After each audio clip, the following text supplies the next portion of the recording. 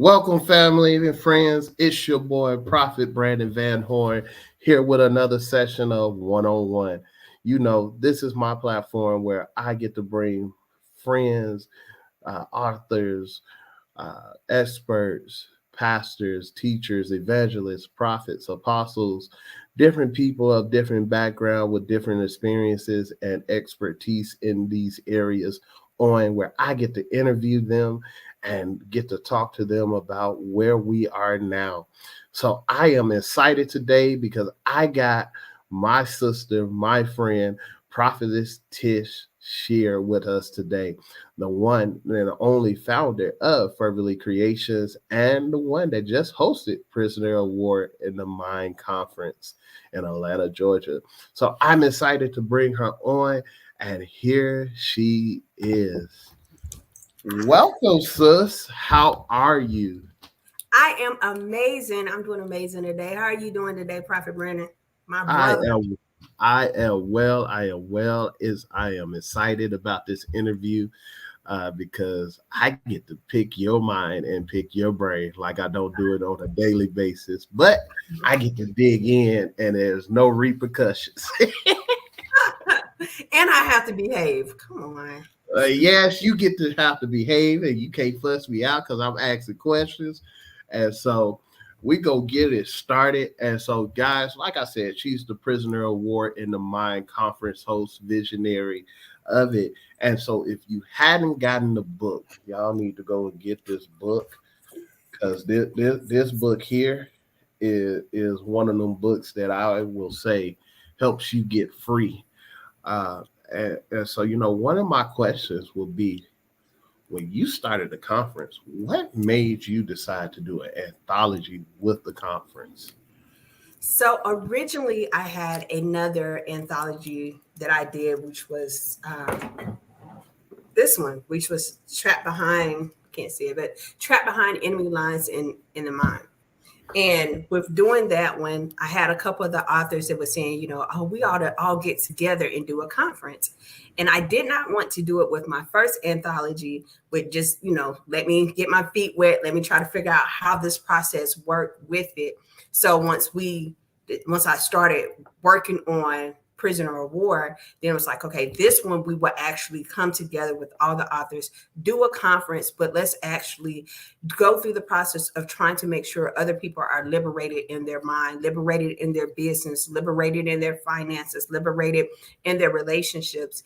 And so we were able to collaborate, not only Prisoner of War in the Mind, the book release, but we was also able to collaborate and do deliverance. We was also able to collaborate and make everything together to where we were doing marketplace ministry.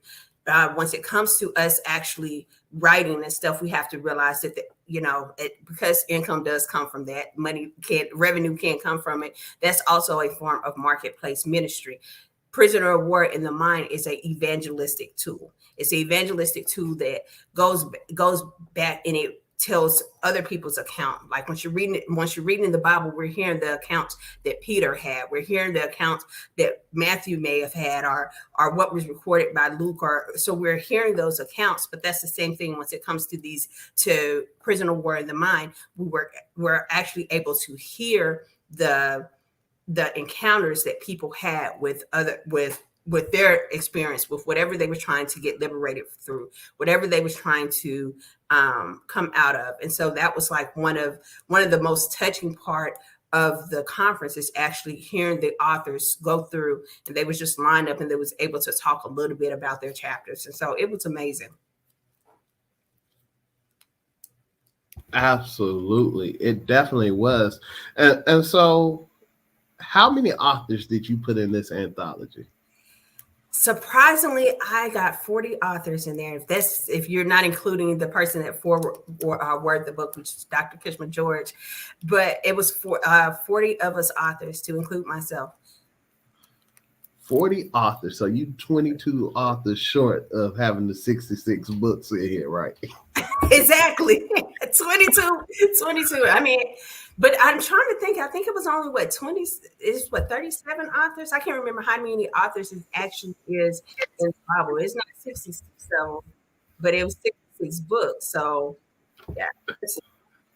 So now that you have did the conference, you have compiled the anthology behind Prisoner of War. Which chapter out of the book is the your favorite chapter outside of your own chapter? Yep, Whew. I'm putting you on the spot. um, Carolyn Hamilton, her chapter was very profound. I'm trying to think. It was several of their chapters that like really hit to me. Man, that's a hard question. So I'm gonna go back to two different ones. I would like to say that I was very impressed and I really loved Carolyn Hamilton's chapter.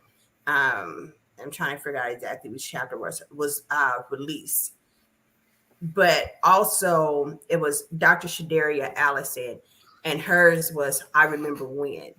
And I think sometimes we forget. I want her chapter is, let's see, page on page 103. And it, for one, her style of writing was amazing. But I Remember When, and I think sometimes we like to forget. We like to forget certain things. Like we choose to forget certain things, but I think a lot of growth, a lot of healing, and a lot of generational curses are kind of broken once we actually remember when, or remember how it felt when somebody did this, that, and another, or once we went through that experience. So I would say it's kind of a tie between Carolyn Hamilton and Dr. Shadaria Allison that were my favorites. So, would you do another anthology behind the conference? Because we know the conference is coming up next year. So, are you doing another anthology? I'm gonna tackle it again. I am going to tackle it again. So I have a lot of people that have been asking, when is the next prisoner of war? And so I think we're going to do a part two, and we will do a prisoner of war in the mind conference June 21st, June 23rd of 2024. Okay. However, I cannot be sure whether that's going to be the last prisoner of war. We might shift it, because we should all be shifting. We should all be um, evolving, right? So I don't know whether I'm going to continue to stay with that same theme, prisoner of war, but I will give prisoner of war another go at that one. But I have a wait list already set up because people are already saying, hey, I want to be part of it. So anybody that wants to be part of it, go to my website. It's down up under my name here, ferventlycreations.com, and where it says write with me, and you can join the wait list. So click on the button where it says join the wait list, because I will only take a certain amount of writers. I'm not going to try to get 66 books, but I am going to entertain another one. Awesome, awesome, good stuff. So, what would you tell someone that knows they're supposed to be writing and knows there is a book in them, and if not just a book, at least a chapter to an anthology? What would you tell that person to encourage them to become part of an anthology or to go and write the book?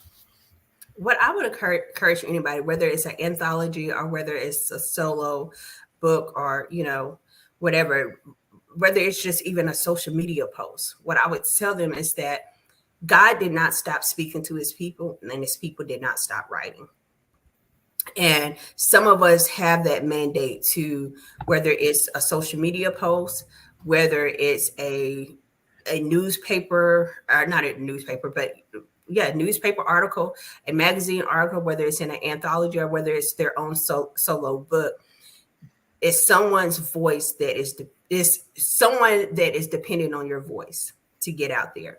And even with the Bible, it's continued to be you know, distributed out. But at the same time, we have a way of accomplishing the Great Commission in a way that the people in the Bible times did not have.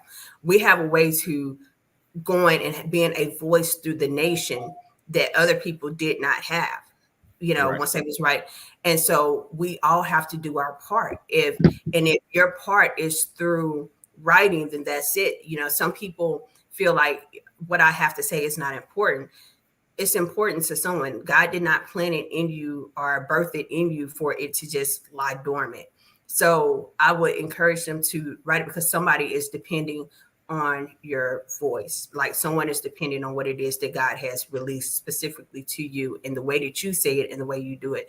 One reason why I love anthologies is because, like I was saying as the evangelist too, the weight is not all on me. So my story might be able to help someone, but I but the people that are assigned to my voice, they're probably not are the same people that is assigned that you're tasked with. So you have to reach the people that is assigned to your voice. I have to reach the people that is assigned to my voice, and together collaborating, now we're able to go further, and we've got a further reach. We got a further expansion of what we can actually do if we were just trying to do it alone. So that's one thing. That's one reason why I love the anthology piece of it. Once it comes to spiritual books, whether it's spiritual or whether it's something that has knowledge, you might have knowledge that I don't have in an area.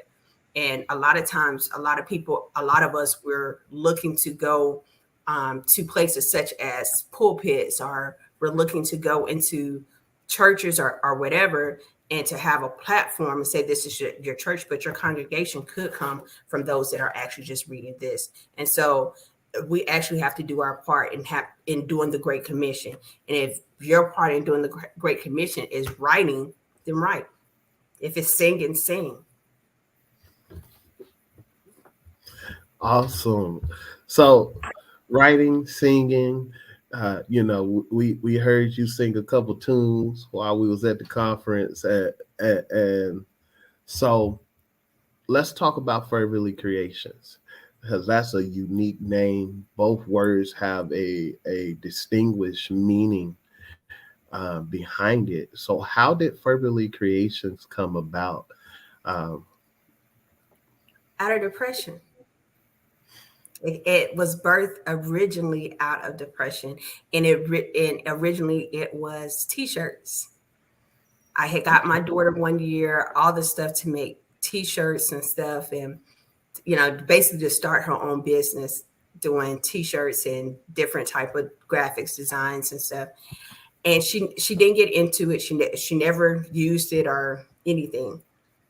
And so during COVID, kind of like where I think everybody was getting dreams and visions, and so during that time, I started doing the t-shirts. So I was doing that, and one of my business coach at the time, but also my prayer friend, right? She was sitting there, and I was battling with doing t-shirts, and by this time I'm getting more business. I'm getting more business or whatever, and it's starting to grow. But I heard God tell me that He had books in my belly that He needed to birth, and I was just like, "Oh no, not me! I hate writing." But I didn't say anything. Good to have a business coach that is spiritually led, because she was just like, "What did God tell you to do?" This was like the next day, and she was like, "What did God tell you to do?" I was just like, "Oh, you're very, very funny, God." And so, as I was telling Mel, I was like, not t-shirt. She said, "Yeah, that's what I heard too." And so and to keep from going back, because a lot of times God would take us out of a situation, but because it's something that's comfortable to us or familiar to us, we'll continue to go back. I sold all of my t-shirt equipment and began to actually start working on TV, start doing anthologies, because I knew that eventually I had to do a book. But God had also told me to go back to school for my doctorate degree. So I was just like, well, let me just keep playing around with the anthologies first. And, and then I'll write a book after I finish But yeah. The name, you asked me about the name, Fervently Creation. One thing about me, um, once it comes to being fervent, I looked up the word fervent out of James 5 and 16 and found out the word means persistent. No matter how many L's I have faced in life, no matter how many times I have just been counted out, no matter how many times I have failed in life or failed in just doing anything, um, I was persistent. I always got back up. I continue to strive. I continue to make the best out of whatever situation I've been in, whether it was bad, whether indifferent or whatever. So I've always been persistent. And at that time, I was being persistent in creating the T-shirts. Now I understand that he has me being creative in just different areas, but um, my creativity may not look like other people's creativity, but I still have to be persistent in that. So persistently creative, fervently creation. I'm God's creation as well. So I am. He has made me persistent to create. It's so much in it, but I finally learned at this year at turning 41 how to actually own and be fervently creations, and not it just being a business thing, but actually that's who I am. I'm fervently creation. I am fervently creations. I am fervently created. Wow, wow. So I'm gonna dig in there and ask you, um, what do you say to creators? Because as the world is evolving and developing, as technology continues to develop, creativity is something that has been shamed on. Uh, People get ashamed of their work because it's not promoted or it's not accepted quickly. Um, so, what do you say to the creator of something that God has given them or gave them an eyesight to create, and it's not being accepted? Because we all, at some point in time in life, go through something called rejection. And so, what do you say to that rejected person that has been rejected when it comes to their creativity? One of the things I would say is, for one, is that comparison is a dream killer, and a lot of rejection that creators go through is actually self rejection versus the rejection of others. And so, for one, is to stop comparing yourself to others, and also understand that it's not. Though sometimes we just know that we need that one video to go viral or whatever, that sometimes some of us, we have to slow walk the process and don't give up, to continue to stay persistent in that. But also, do not compare, don't go into comparison, and be careful of who you release stuff to. And so a lot of times it goes through, you know even if you're already battling your own stuff, but once you have too many people in your voice, in your ear, and their voice is not empowering, their voice is not one that is motivating, or so, and they might come and start saying, well, I wouldn't do that because I once I did it this and another way, I'm not you. And so sometimes we have too many people in our ear, and then on top of having too many people in our ear, we're also comparing ourselves to what we see other people doing in the market or in the marketplace. So do you, be authentically you, and whatever that looks like, and someone is going to love it. But it makes it kind of hard once you're trying to mimic other people, or once you're trying to do the same things that other people are doing or whatever. Just be authentically you, and God will give you the glory, like, and not give you the glory, but he will give you a victorious outcome in that. So be persistent, keep people out your ear, and stop comparing yourself. Quit looking left and right, just look forward. And it's going to be people doing the same thing similar to what you're doing, but it's the same way that Joshua's ministry was similar to Moses' ministry, or whatever. Like, it's going to be some similarities in your products. It's going to be some similarities in your writings. It's going to be some similarities in your vision, and be okay with that. But if you get so focused on who's copying me, who's doing the same thing I'm doing, or they're doing it, so I don't want to do it because they're gonna think I'm copying after them, or I don't want to do it because they feel like they're gonna look at it and think that I'm trying to mimic them, or I want to be unique and everybody else is doing it. Like once it came to the t-shirt things, I could have easily stopped and said, well, everybody else is doing t-shirts. And so, I mean, look at how many different brands of bread you have on the. Would it? I mean, if someone looked and said, "Well, I don't want to create bread because you know whoever already have some out, or Nature Valley already got some out, or whatever," then I'm not going to do it. But we have several different breads out, and some of them are different. That's fine. Mm.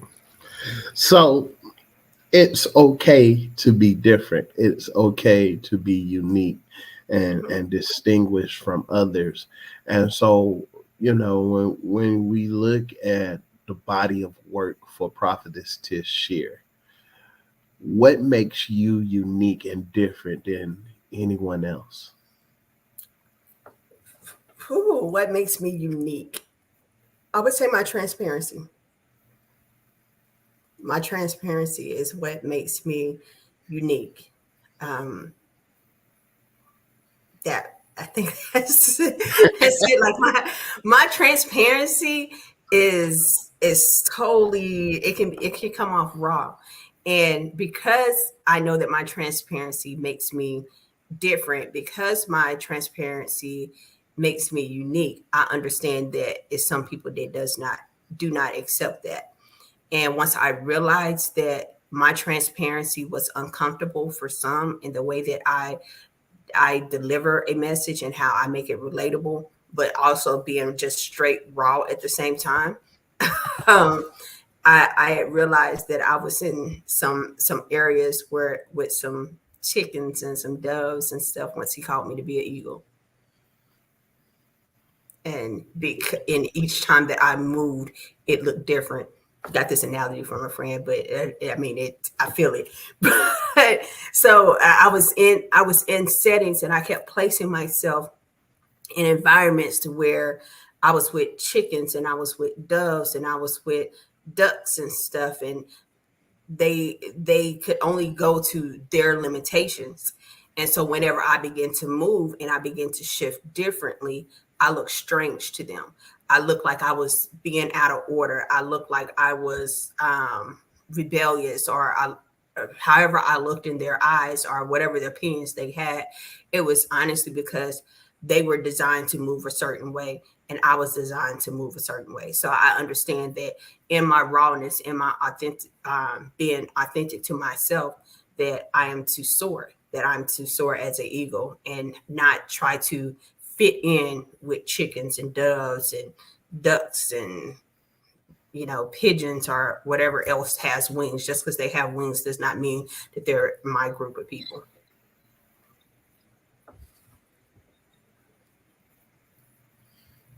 Man, ain't bad. So what's the new projects that Prophetess Tish is working on? We just got out of Prisoner of War in the Mind conference. It was a great conference. A powerful move of God took place there. The launch of the book, and oh well, let me back up. So Fervently Creations has a perfume. Yes. So you did a perfume rightfully because you, of course, there is a fragrance of God that has to be carried out.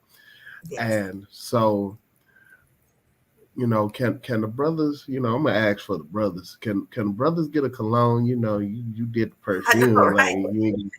you ain't got I no I men back. I definitely need to try to create a men's. Once it came to fervently again, being creating stuff, I had to make something a little bit more intense. And the smell that I wanted, it had to have frankincense and myrrh in it. Just the healing proportions of frankincense and myrrh, just the spiritual background with it. So it is 100% organic perfume line. It's my bottle, Fervently Intense. And so with creating it, and along with the body wash and the body lotion, I wanted to make something that was intense, but I also wanted something that still had frankincense and myrrh in it.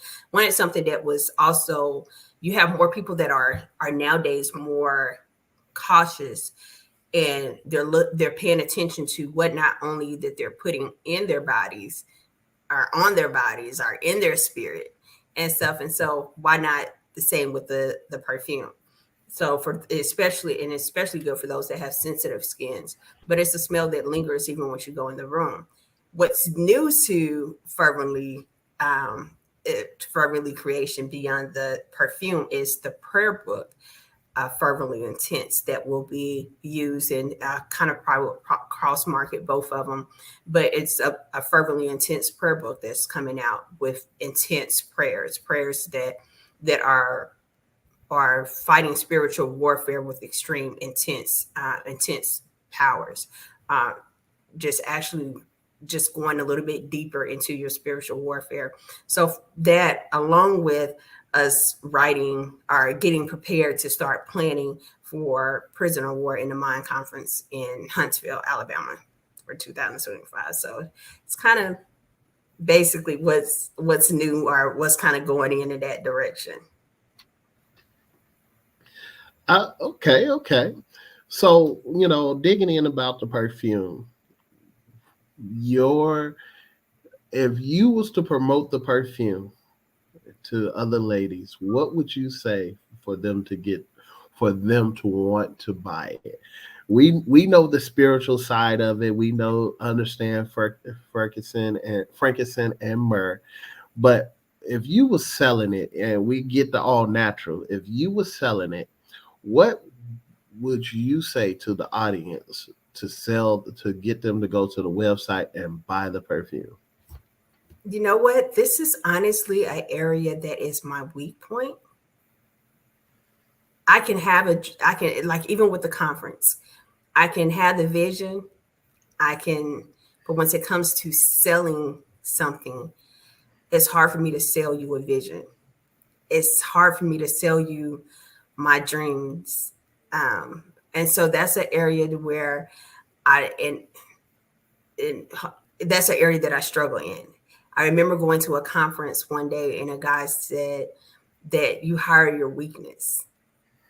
And so once it comes to marketing, one of the areas that I have to do is learn how to actually market myself. And I think sometimes some of us struggle in that because we struggle with bragging on ourselves. Sometimes we can be so humble to where we actually downgrade or downplay ourself or our product, especially those of us that are in business. So we may downplay the book, or we may downplay the perfume, or we may downplay the marketing company, we may downplay whatever it is that we're doing. So once it comes to it, this is an area that I am currently working on, of how do I promote this, how do I market this, how do I market and let people know that once I had this perfume in mind, it was more of a thing that I love anointing oil, and I wanted a perfume line that was oil based, that also had an oil base, but also had the frankincense and myrrh in it. So where I can go in and I can pray and I can wear this fragrance all day. And once I leave out that room, that it is a fragrance that lingers, but not only so much a fragrance that lingers, that my spirit is something that lingers, that the joy that I come in, that the love of God that I come in with, that is something that lingers in the room even after I'm gone, that my presence will be remembered in that atmosphere, and that hopefully is a pleasant present, that is something that gives off a good fragrance, a fragrance of God. And so I struggle with that because I have to realize that I have to market to not only Christians but non-Christians as well. Or, and so it's a struggle for me in this area. So I am working on, how do I promote this? How do I market this? How do I get this out there? So that's one of those areas where I have to actually link up with someone, collaborate with someone that is their strong area, because it's not my gift. It's not my ministry. I'm glad I'm glad you said two words: collaboration and gifting. Speak Speaking of collaboration, you brought a team full of leaders and people from all walks of background together to do the anthology, to present the conference to the world. And that's something amazing because so many people are afraid of collaborating because Mhm. they feel like they don't get the recognition or being or getting to be seen like they should if they was doing it themselves. What would you say to people that is struggling with the idea of collaborating? Because we've seen things become better and stronger through collaboration, but we also fear collaboration. What I would say is to to pray about it. Um, Definitely pray. I did a show interviewing another lady, and we were talking about Gideon, right? And Gideon had the people that were. It was a lot of them going in to fight, but God said that He could not release the Midianites into their hands until um, basically that some of them were gone. Some, and He had to cut down that number. Sometimes the fear comes in because we are such in a rush to collaborate with what is familiar to us. We are we are in a rush of collaborating with people that just because they want to collaborate. But if you actually look at what their mandate is, what their mission is, you'll see that it's nowhere in there that they're in alignment with you, that their vision is not in alignment with you. They're calling, and all of us are called to different areas. And so I think that's one of the things is that, like, who, once you're collaborating for, it's a conference, well, who are you called to and who am I called to, and are these people, can we pull this together?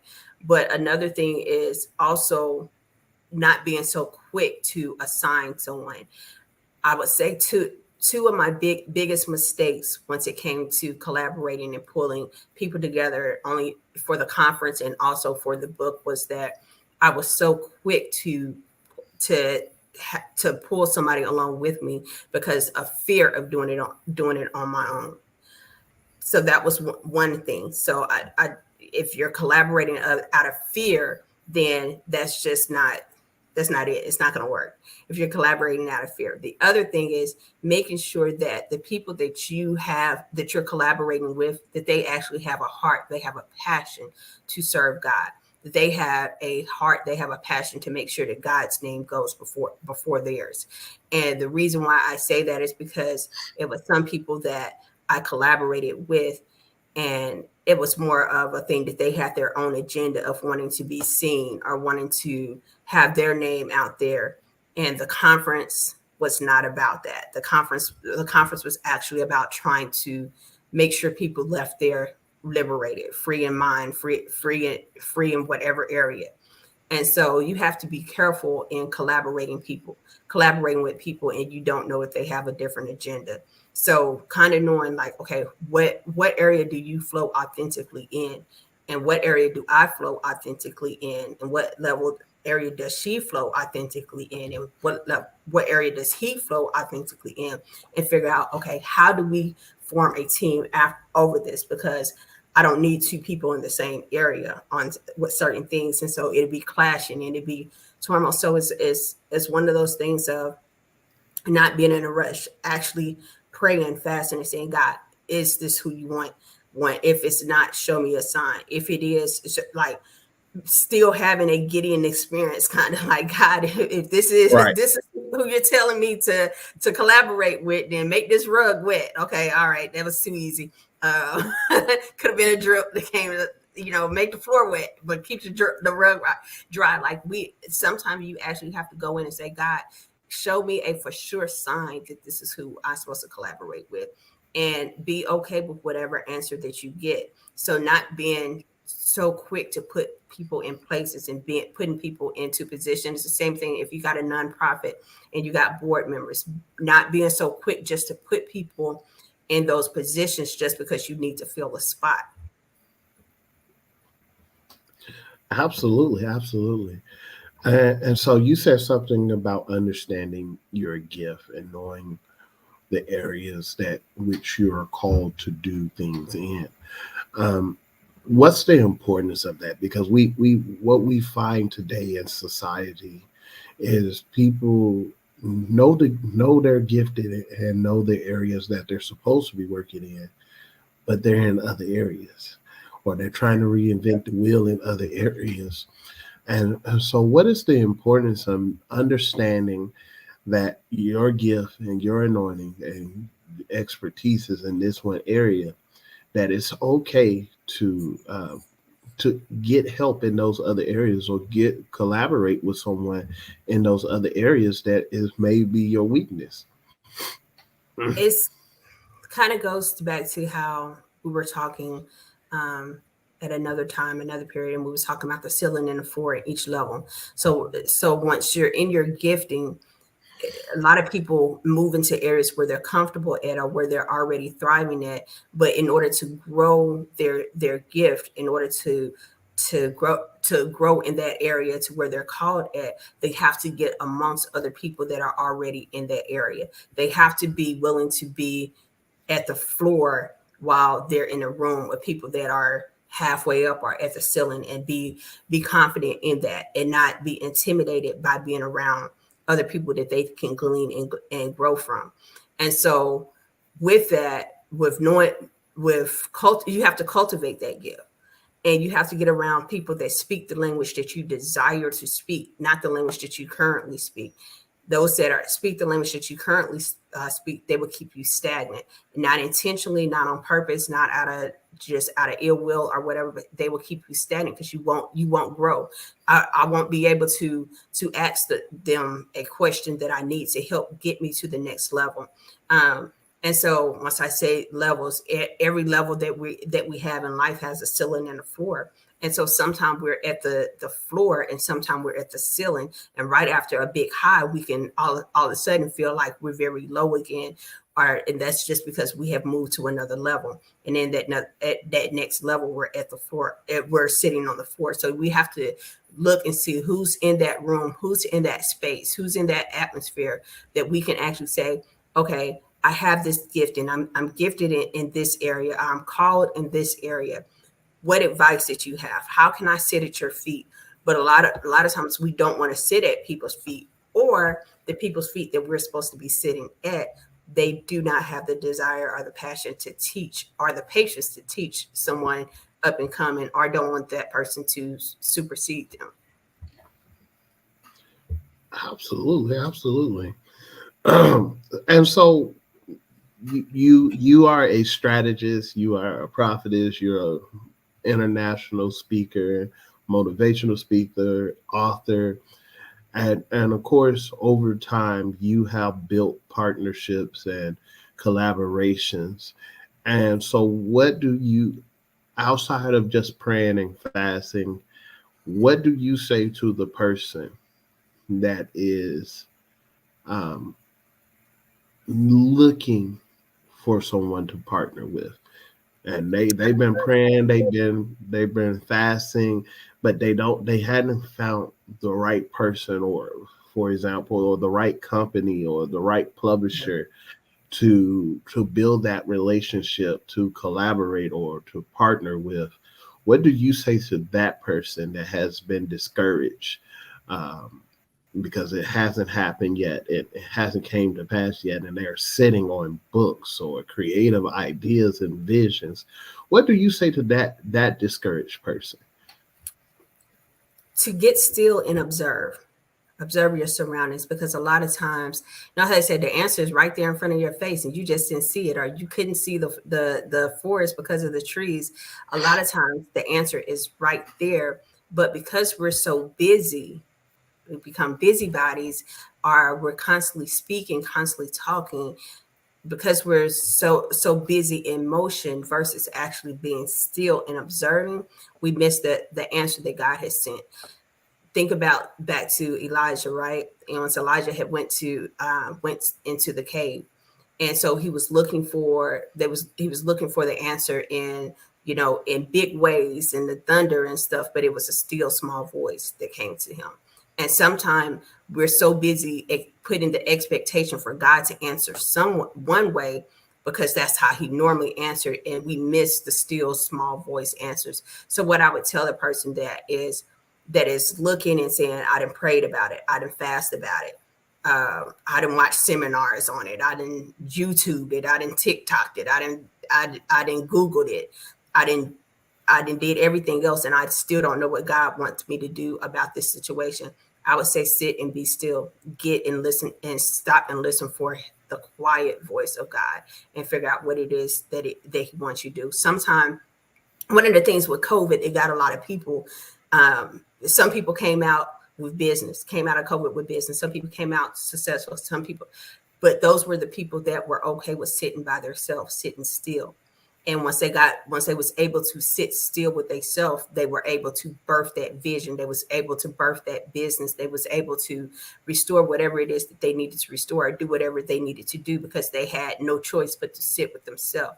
So sometimes we need to learn how to sit with ourselves, sit with God, with nothing else on, no distractions. Even if if you got to turn the lights off and cover your eyes or whatever, to make sure that you're not distracted, but get in a place to where it's just you and God, and you sit.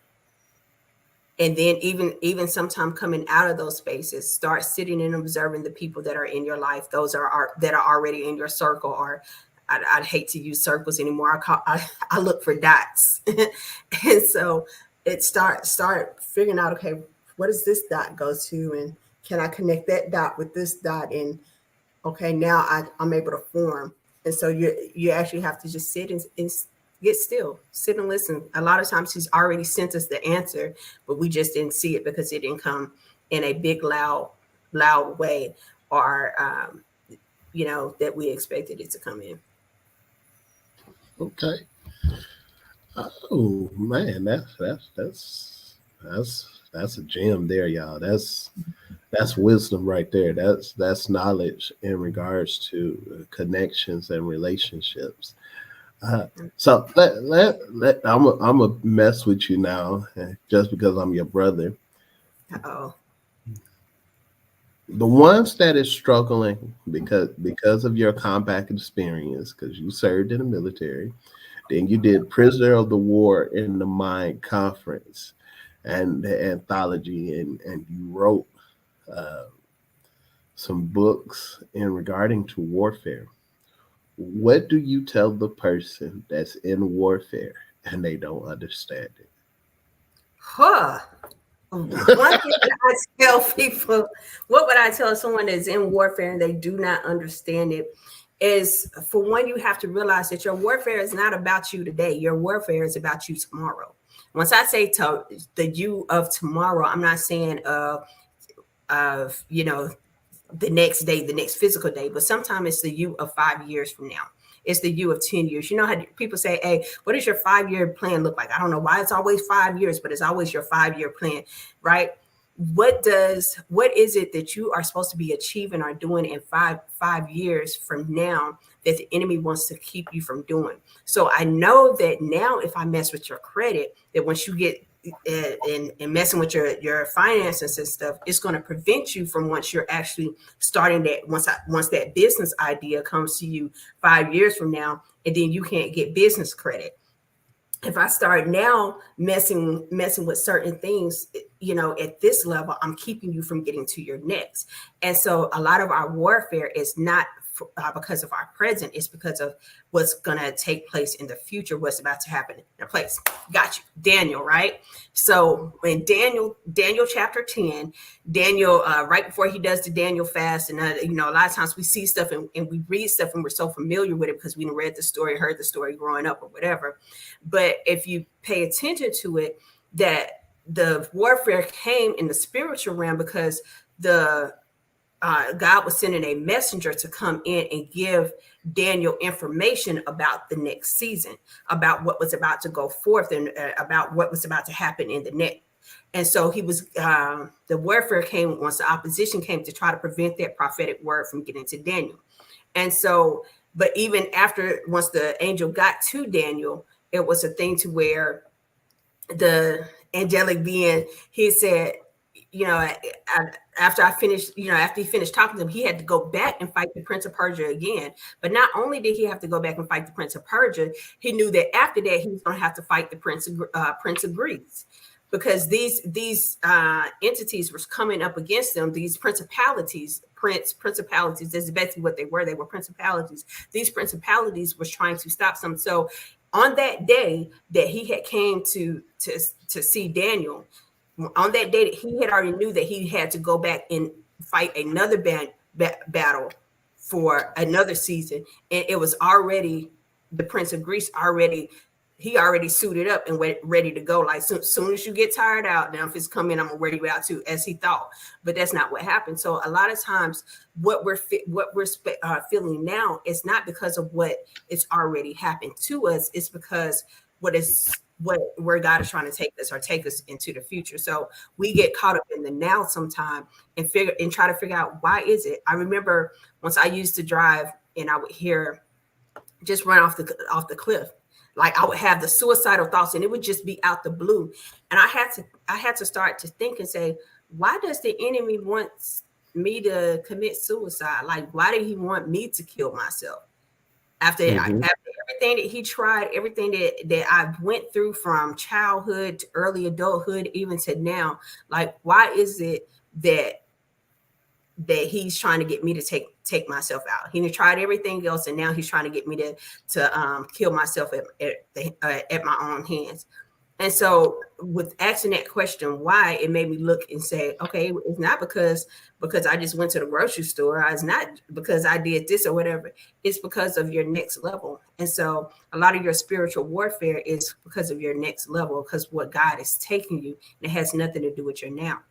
And so if you actually ask the question of why, how would this prevent me in where I see myself in 5 years, you would kind of understand your spiritual warfare. Okay. I love it. I'm loving it. So, mental health coach goes and you take what we've been dealing with in the natural mind, and then you take it and you combine it with what we deal in our spiritual mindset.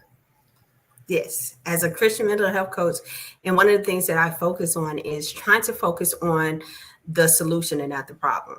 Right. A lot of times, and once you go to a counselor, they will spend more time on the problem. Once I come to the problem, it's more so of, I'm trying to figure out why your mindset is that way.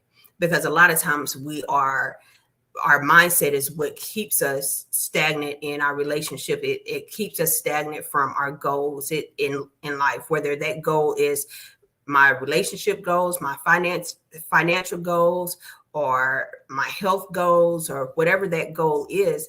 What keeps us a lot of times is our mindset. So with coaching, I try to figure out, okay, where did this mindset come from? And what are we going to do to fix it? I used to have a NCO in the military, and we would come to him with a problem. And whenever we came to him with a problem, he would say, what are we doing to fix it? So you can write up this whole 5988, this sheet, and say, okay, these are the faults that I found. These are the things that I found that were wrong. And he's going to look at you, and once you give him the paper, because you're presenting a problem, or so, then he said, okay, I need to be able to figure out, what are you going to do to fix it? So that's once it comes to Christian coaching, or so, is what are we doing to fix it?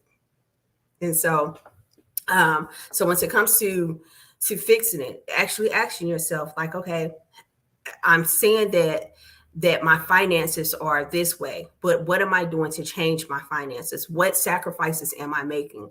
Are you making that sacrifice to where you're saying, you know what, I have a couple, extra hours, I'm a DoorDash and I'm gonna help get this bill caught up. And once I get this bill caught up, now I can have peace of mind at whatever it is that I need to do. So once it comes to mental health and stuff, mental health Christian coach is a thing of just actually examine, why do you think like that? Asking yourself why. Where does this thought process come from? Why do you feel like you can't succeed? Oh, because someone in your childhood had told you I can't succeed. Someone in your childhood told you that I cannot do it, or someone in your childhood told you that you cannot do it. So um, that's kind of where it comes from with Christian mental coach. Wow. And so, do you offer one-on-one settings? I am offering them. I will be doing a study, conducting a study here recently. I need to put that information out. So so God, that you asked that question. And so I have one of the things that kind of keep a lot of us stuck is unforgiveness, right? Mm-hmm. And so I, but it's also a lot of that unforgiveness come from things in our childhood. And in our childhood is also once our mindsets are first established, first done, right? So I am about to conduct a study, looking for individuals to conduct a study to where we're going to talk about healing adverse childhood experiences through biblical forgiveness. So actually going through the process of forgiveness, and forgiveness is a choice, but some of us, we choose not to forgive certain things because we feel like if we forgive that individual, that we're saying that what their actions was okay, or I accept what they did to me or whatever. But I can forgive you and no longer, and not have to reconcile that relationship, but I don't have to hold that unforgiveness in my heart with you. And so I'm looking into actually getting about eight to 10 people together and actually conducting a study on a method that I use to help me through my own mental health issues. So just trying to see like, okay, did this help me? Or is this something that other people can use and it'll help other people as well? Uh, so, talking in regards to mental health, and I'm gonna piggyback off of a question. Um, how serious and important is our mental health and also our spiritual mental health?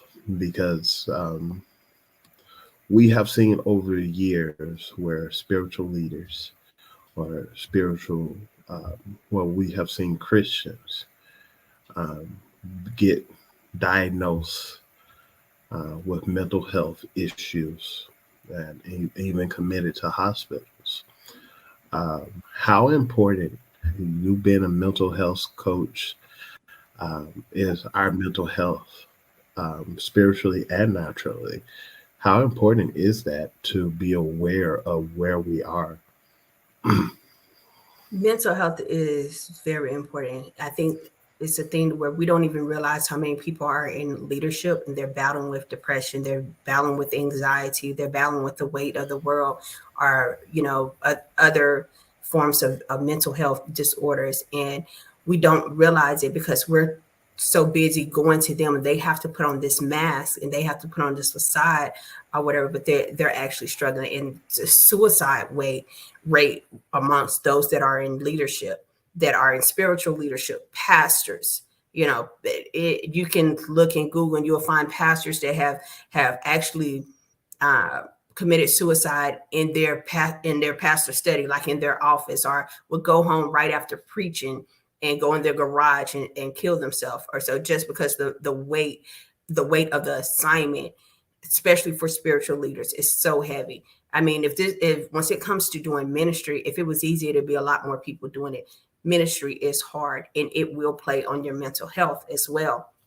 But also, once it comes to and once it comes to doing once it comes to believers in general, a lot of times we feel like, hey, I have to be strong because of this, that, and other. And we feel like if I sit up here and say, well, I'm struggling with this, that is actually a form of weakness versus is actually a form of strength.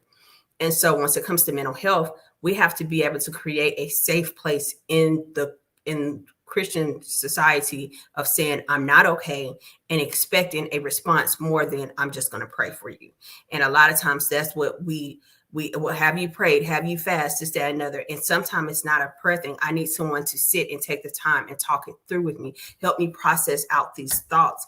And I'm not saying that you need people that you are supposed to welcome and that you are to be a garbage truck to where you're just dumping stuff on people. Or you're collecting where people are dumping stuff on you, but you also have to be able to do a little bit more than I'm just going to pray for you, or have you fasted, have you prayed. We have to do a little bit more than that. And I don't think a lot of people a lot of believers actually understand that and stuff. And so why your faith is weak and your faith and da. It's just like, no, I'm really not okay today. I'm not, and it's okay that I'm not okay, but today I'm not okay. And be okay with saying I'm not okay.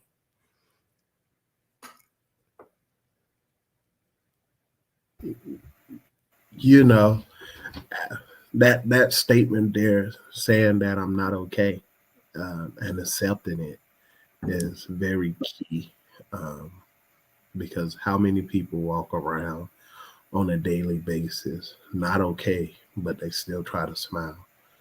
Yep. They still try to bear the pressure and the weight of the world, and they're not okay.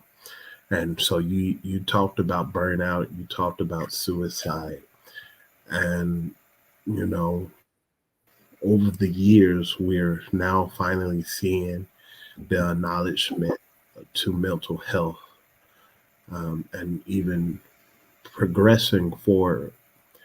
There's still more acknowledgement that needs to take place in that area, in the body of believers and in the African American community.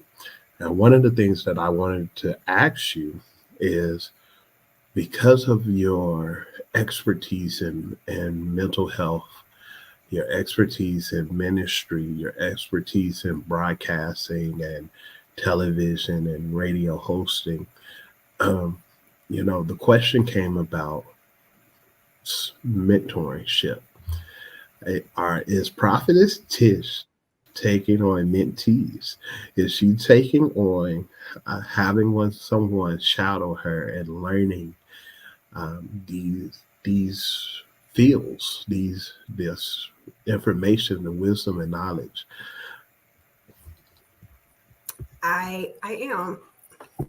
That kind of sounded. I am like I do it, and I think I do it unofficially sometimes.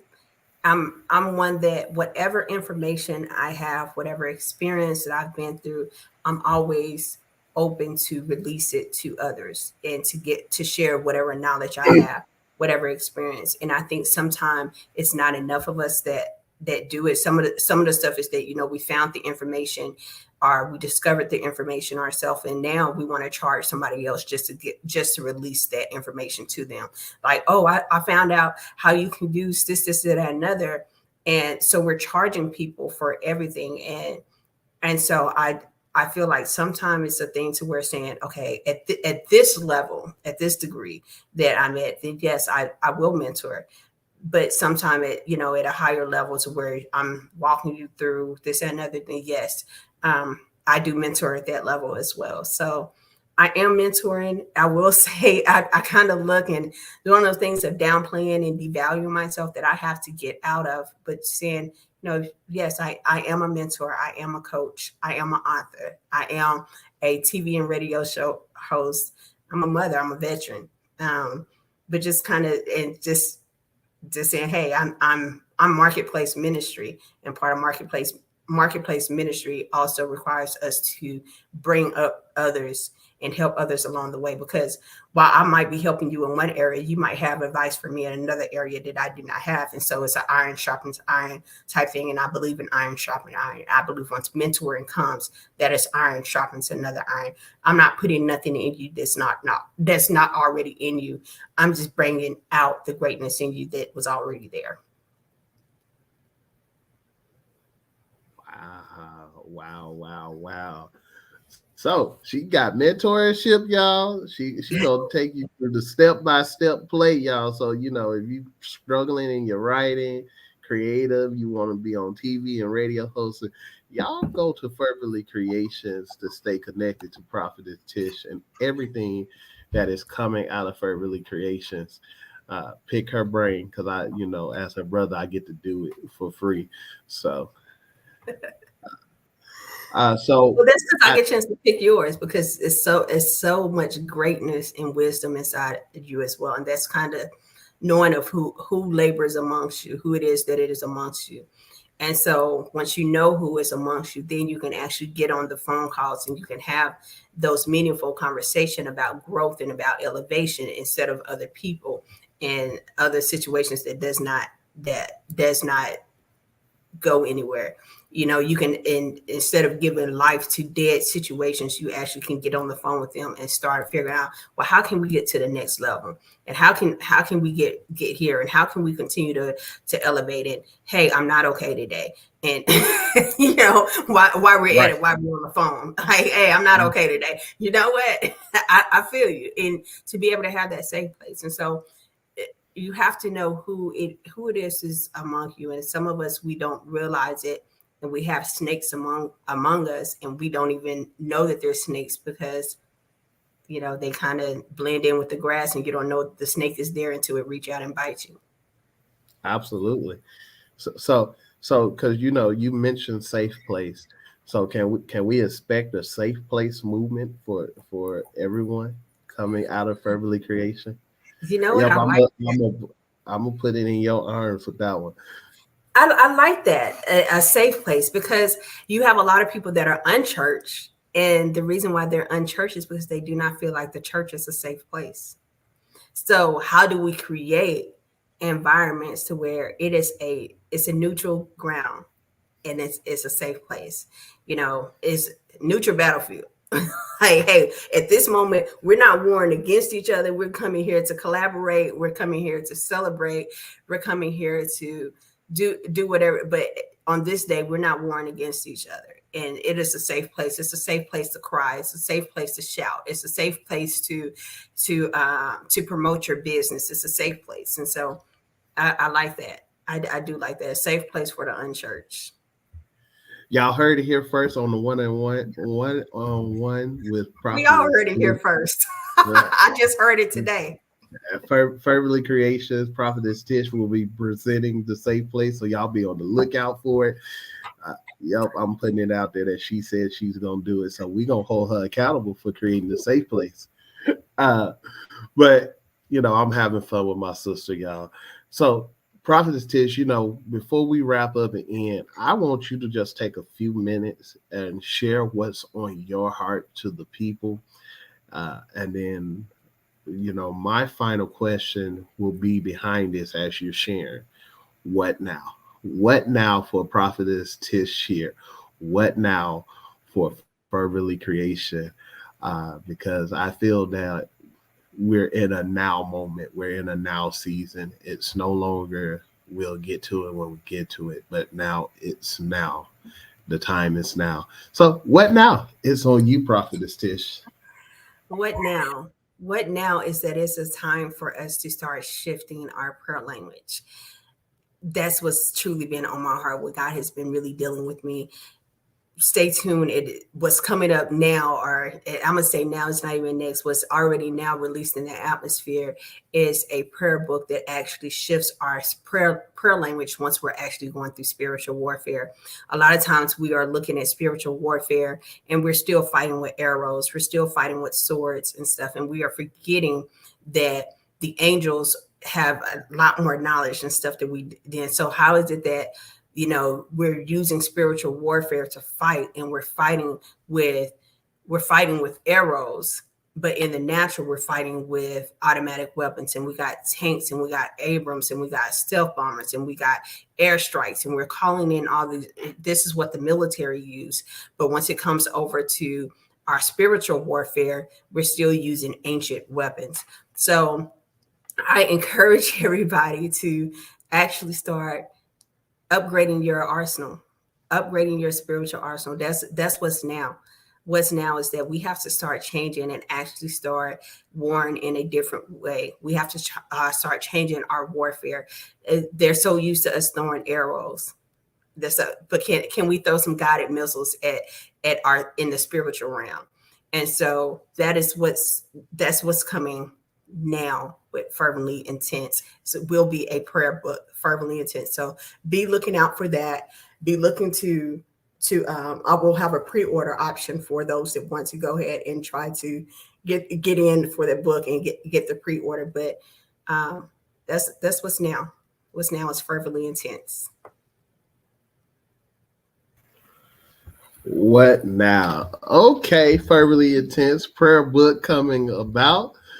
Um, so, Prophetess Tish, anything else you would like to share or say?